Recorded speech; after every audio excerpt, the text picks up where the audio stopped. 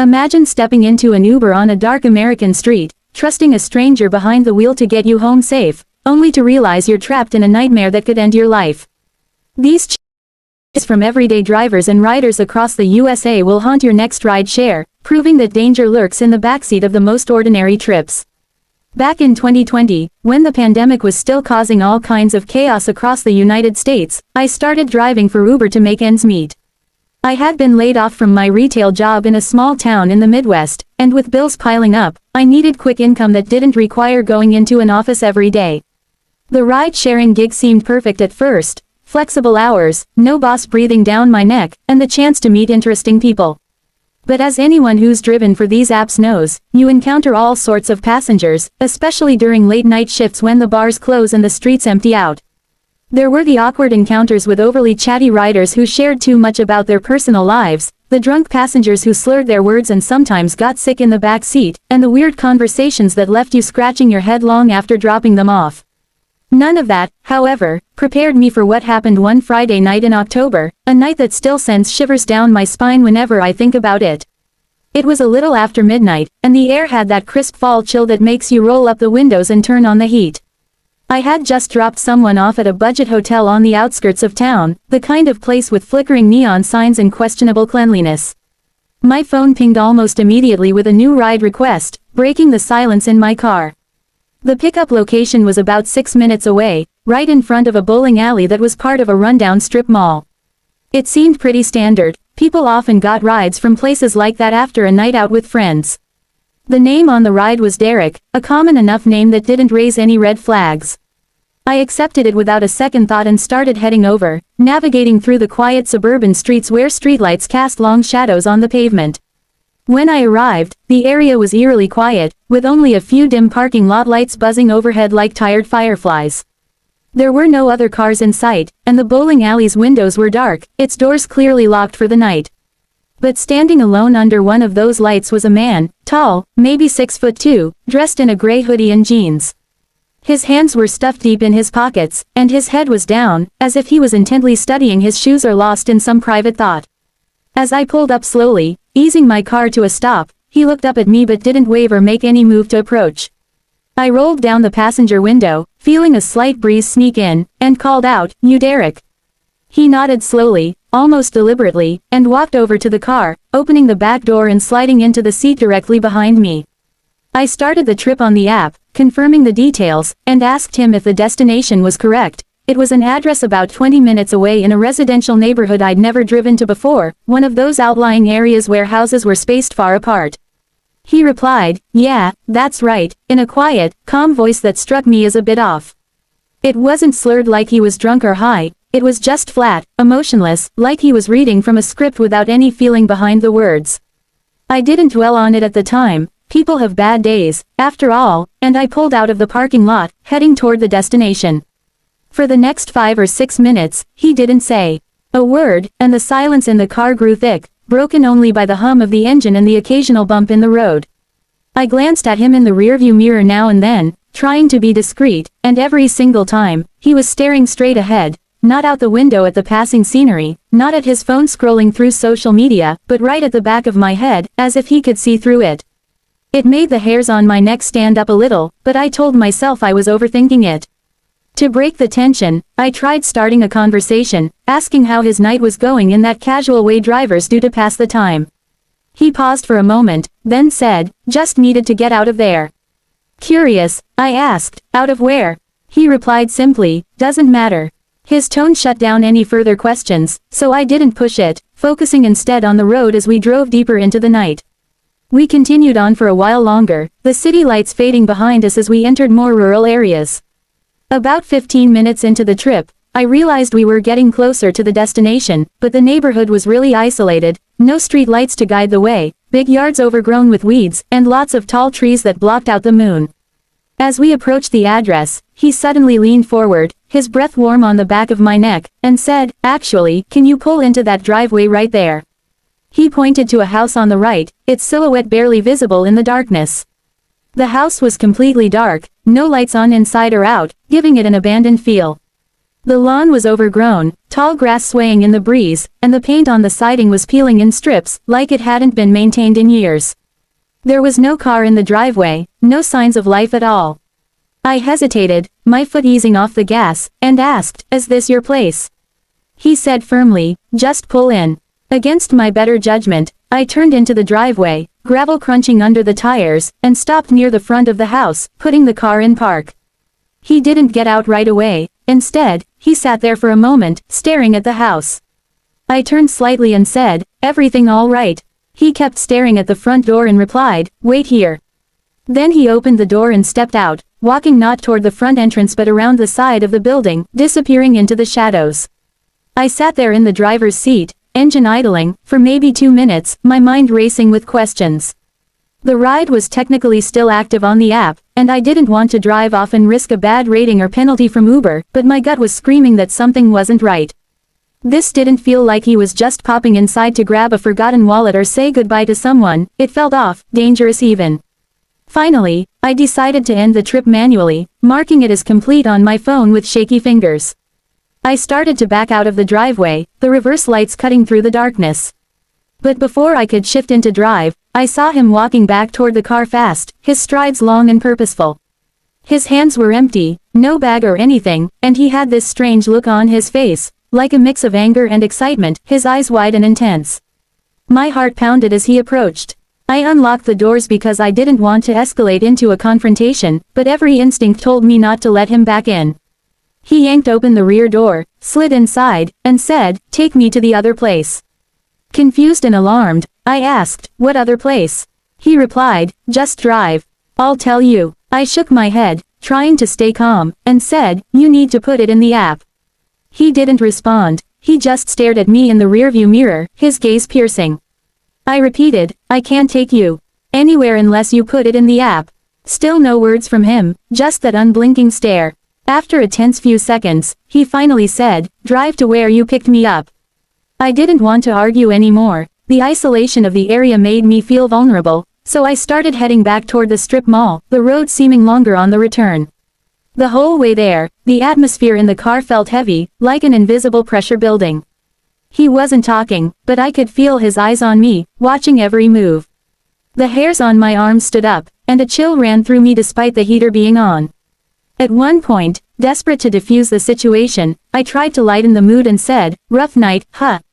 He replied dryly, "You could say that." I asked if everything was all right, and he said, "Not yet." That cryptic response shut me up. I didn't ask any more questions, just gripped the wheel tighter and focused on getting back. When we arrived at the strip mall, I parked under the same dim light where I had picked him up, the bowling alley still dark and empty. Before I could say anything like, "Have a good night," he leaned forward again and asked in a low voice, "You ever wonder how you're going to die?" I froze, my blood turning cold. I let out an awkward laugh to mask my fear and said, "Not really something I think about." He didn't laugh or smile, he just leaned back in his seat, pausing for a few seconds that felt like eternity. Then he said, "I think about it all the time." Without another word, he opened the door and got out, but he didn't close it right away. He stood there, half in and half out of the car, the night air rushing in. Then he looked directly at me and said, "You picked the wrong guy up tonight." He slammed the door shut and walked off into the darkness behind the bowling alley, vanishing from sight. I sat there for a full minute, too shaken to move, my hands trembling on the steering wheel. Eventually, I drove home, constantly checking my mirrors for any sign of him following. When I got home, I locked all the doors and looked at the trip details on the app again. Something was horribly off, the name had changed. It no longer said Derek, it was blank, no name, no profile picture, no trip history at all. It was like the entire ride had never happened, erased from existence. I contacted Uber support the next day to report it, but they told me the trip data was unavailable, blaming it on app crashes or if the rider cancels midway. But I know what I saw, what I experienced. I completed the trip, the man was in my car, and he said those chilling words. "You picked the wrong guy up tonight." I've never seen him again, and I hope I never do, but every time I get a ping in a dimly lit parking lot or have a silent passenger in the back seat, I remember that night. I remember that feeling that something terrible could have happened, that maybe he changed his mind at the last second or maybe he was never planning to do anything, just wanted to scare someone for his own twisted reasons. But I still wonder what he meant by those words and if he ever found the right car, the one he was really looking for that night. This happened in 2021 when I was driving for Uber full-time in a bustling city on the East Coast that attracts a lot of tourists, especially during the summer months. Ride-sharing gigs can be decent money if you're consistent, with surges during peak hours and tips from grateful passengers. I worked mostly nights, partly because I'm a night owl by nature and partly because there's less traffic to deal with and better earnings from people heading home from bars and clubs. The night this incident unfolded, it was around 1:30 in the morning on a typical Saturday, with the usual crowd of revelers spilling out onto the streets. I had just dropped off a group of rowdy college kids who had been yelling and laughing the entire ride, leaving my ears ringing and my patience worn thin. I was glad to get a new request that seemed quieter, a welcome break from the chaos. The name on the app was Chris, and the pickup location was a small side street just off downtown, not the busiest area but not unusual either. The pin was in an odd spot, not near any bars or apartment buildings, more like the back lot of an old strip mall with cracked pavement and faded signs. I figured it was just a bad GPS marker, those happen sometimes with the app glitching, and drove over without much concern.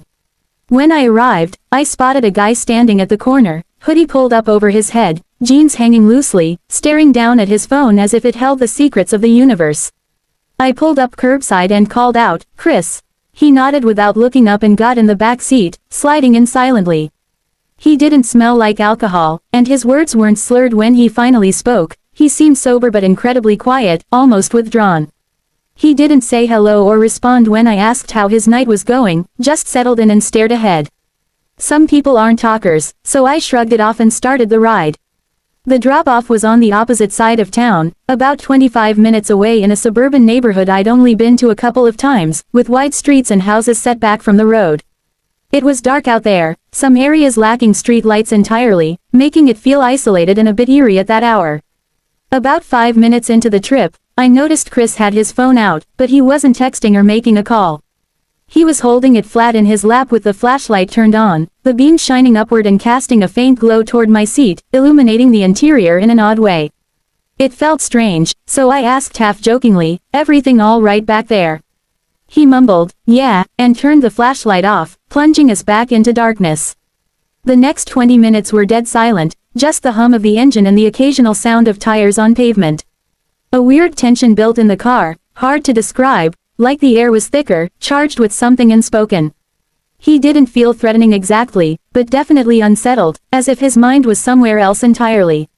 We reached the neighborhood, and I followed the GPS to the house. As we pulled up, I saw it was totally dark, no porch light, no glow from inside windows, nothing but shadows. I asked, "Is this the right place?" Chris didn't answer, he just sat there motionless. I turned around in my seat to look at him and repeated a little louder, "Hey, is this it?" He stared past me out the window, his eyes unfocused. I said it one more time, and finally, he nodded slowly. I put the car in park and said, "Have a good night." But he didn't move, just remained seated, staring. I asked again, "Are you good?" He finally reached for the door handle and stepped out, but he left the door open, standing outside facing the house. I waited, seconds ticking by, first a few, then 20, then a full minute. I was about to speak when he suddenly turned around, looked at me through the open door, and said, "I need to go back." Blinking in confusion, I asked, "Back where?" He replied, "Where you picked me up." His tone was flat, devoid of any emotion, like a robot reciting lines. That was a 25-minute drive back, and I couldn't just reverse the trip without starting a new one. I told him he'd have to request a new ride through the app, but he just stared at me, unblinking. He begged softly, "Please, I need to go back." I repeated firmly, "You need to request it through the app." That's when he said something that sent chills racing up my spine. "I can't. They're not gone yet." My mind reeled, and I managed to ask, "Who's not gone?" He didn't answer, just stood there holding the door open, and I noticed his breathing had become heavy, chest rising and falling rapidly. At that point, discomfort turned to serious unease. I said, "Look, I can't start a new ride unless you request it." He stared for another long second, then slowly backed away and closed the door gently. He walked toward the house, even though it was pitch black and appeared empty, no signs of life. I waited until he reached the porch before pulling off, my hands tight on the wheel. The moment I turned the corner, I ended the trip in the app and headed back toward downtown, trying to shake off the weirdness. A couple of blocks down, I stopped at a 24-hour gas station to use the bathroom and grab a drink, parking at the side of the building under a bright light. I went inside, handled my business, and came back out maybe 4 minutes later. When I approached my car, my brain seemed to short-circuit. Chris was sitting in the back seat again, same hoodie, same blank expression. I could have sworn I locked the doors before going inside, but there he was. I opened the driver's door slowly, keeping my eyes on him through the mirror, and asked, "How did you get back in?" He just said, "Take me back." My voice rose as I replied, "I'm calling the cops," and reached for my phone on the console. That's when he leaned forward, close enough that I could hear his ragged breath, and said, "They're still in the house." I don't know why, but I didn't call the police right then. Something in his voice made me think he was having some kind of mental episode, perhaps delusional or in crisis. I decided to play along and asked, "Whose house is that?" He replied, "My parents'." I pressed, "Do you live there?" And he said, "Not anymore." That response made the hair on my neck stand up straight, a wave of dread washing over me. I started the car and slowly drove back to the pickup spot, every fiber of my being screaming not to, but I didn't know what else to do in that moment. As we got closer, his breathing grew heavier, and he began rocking slightly in the back seat, back and forth like he was trying to soothe himself. At one point, he whispered, "They're still there. They won't leave no matter what I do." We pulled up to the strip mall again, and he got out without a word, walking straight to the dark corner where I'd first seen him. He stood there, not moving, just staring into the night. I waited about 30 seconds, then pulled away, making sure to lock the doors this time. I drove 3 blocks, parked under a street light, and sat there for 10 minutes, trying to process the bizarre events. I debated calling the cops, but what would I say? A guy got into my car twice and said strange things, no crime committed as far as I could tell. So I just drove home and lay awake all night, replaying it in my head. The next day, I reported the ride to Uber, and in hindsight, I regretted not contacting the police because the man might have been mentally ill and in need of help. I hope he didn't hurt anyone that night or after. Who knows if that house was really his parents or if he was just in the midst of a manic episode, wandering the streets in confusion. I'm an 18-year-old girl living alone in my apartment with my dog in a quiet suburb about 8 miles outside of a mid-sized city in the south. Getting food delivered can be a hassle sometimes because of the distance, with longer wait times and fewer drivers willing to make the trip. I never thought anything bad could come from using Uber Eats. You hear stories, sure, but you never think they'll happen to you, especially in what feels like a safe neighborhood. At least that's what I thought until that Friday evening. I was cleaning my apartment, getting it ready for my boyfriend to come over the next day. We're in a long-distance relationship, so I only see him on weekends, and I like to have everything neat and tidy before he arrives. I'd been cleaning for about 2 hours, dusting shelves, vacuuming the carpets, scrubbing the bathroom, and it was past 6 p.m., so hunger started gnawing at me. I didn't want to dirty any dishes since I'd just washed them all and wiped down the kitchen counters, so ordering food seemed like the perfect solution to avoid making a mess. I pulled up the Uber Eats app on my phone, browsed through the options, and placed an order for my favorite takeout, some Chinese food from a place downtown. I got the notification that my driver was on his way, driving a white Honda Fit Sport, and I settled back into my living room to watch TV while waiting.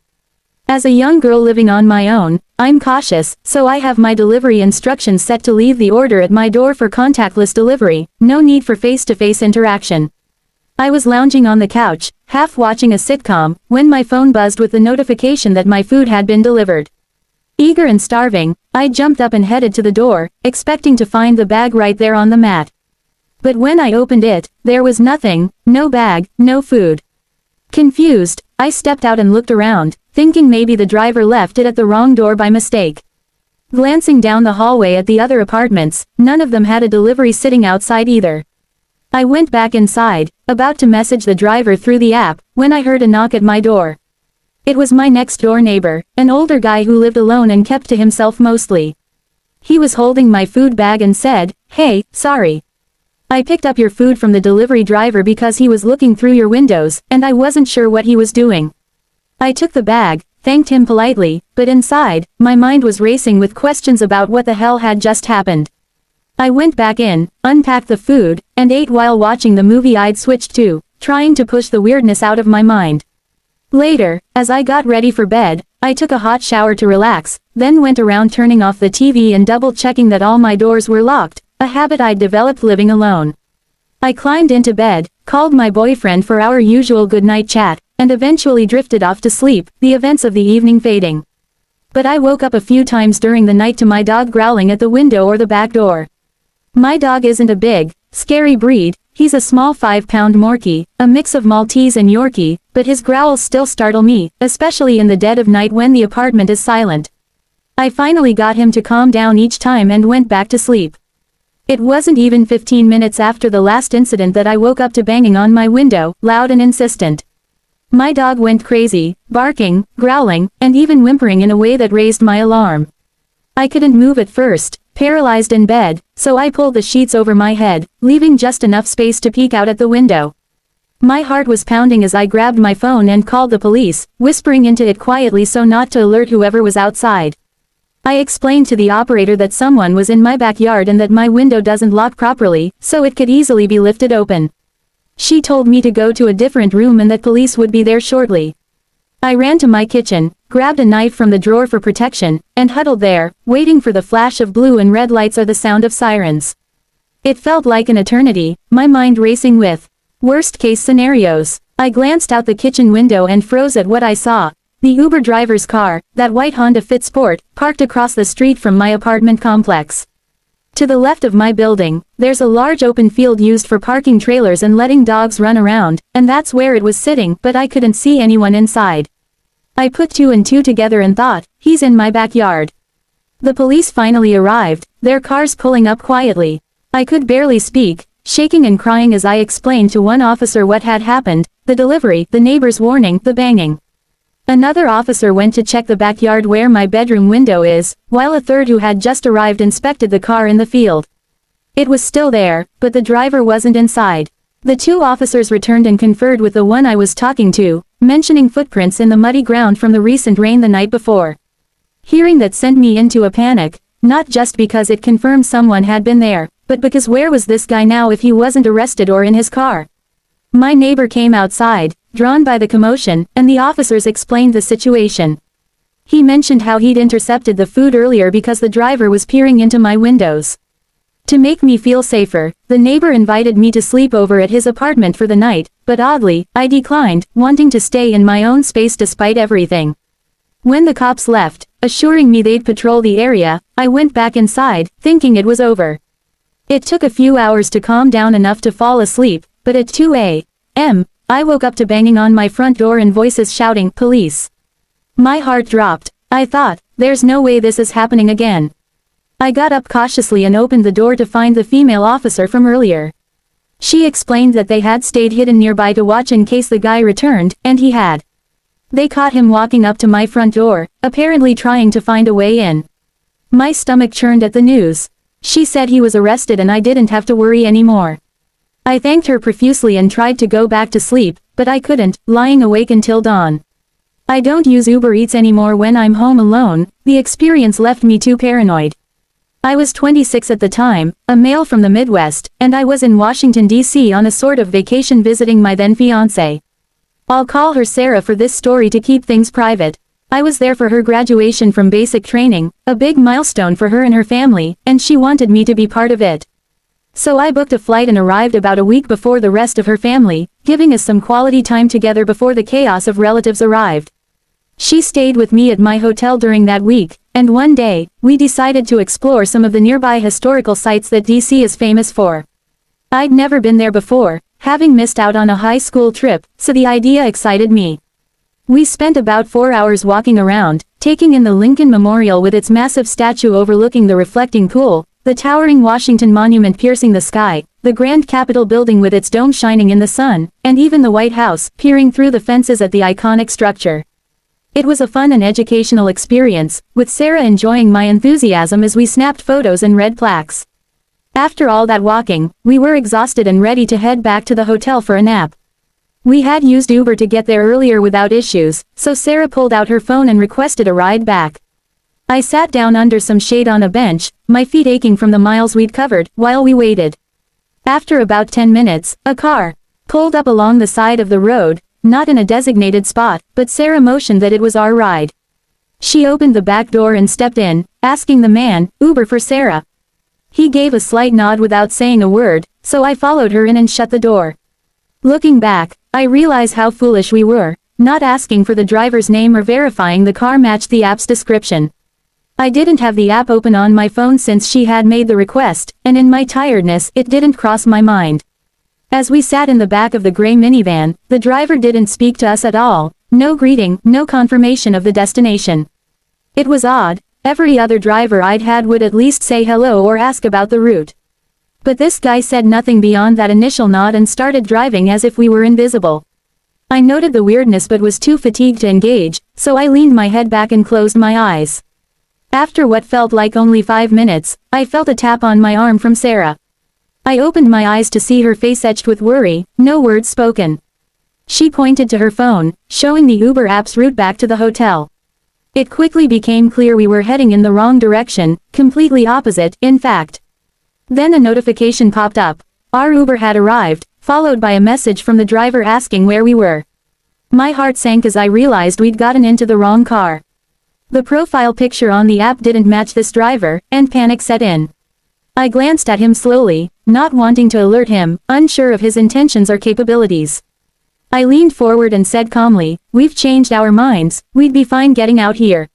He looked at me in the rearview mirror, the first real acknowledgement, staring for what felt like minutes but was probably 10 seconds. He didn't stop or respond, just kept driving. My patience snapped, and I pulled out my pocket knife from my jeans, flipping the blade open. I said firmly, "I know you're not our Uber driver. I don't know what your plan is, but I have a knife, and if you don't pull over right now, I'll use it." His eyes widened in the mirror, seeing the blade, and he quickly pulled over, unlocking the doors. Sarah and I bolted out, and he sped off. We gathered ourselves, Sarah having a panic attack, me trying to process it all. She messaged the real driver with our new location, and he arrived soon after. We told him everything, and he revealed something chilling. There had been multiple cases recently of people posing as Uber drivers in the area to target tourists, with many going missing. He said we were lucky to notice early and that I was armed. We made it back to the hotel, reported it to the police with descriptions, but never heard back, assuming the man was never caught. It worries me he's still out there. Let this be a reminder. Always verify your Uber driver and stay aware of your surroundings.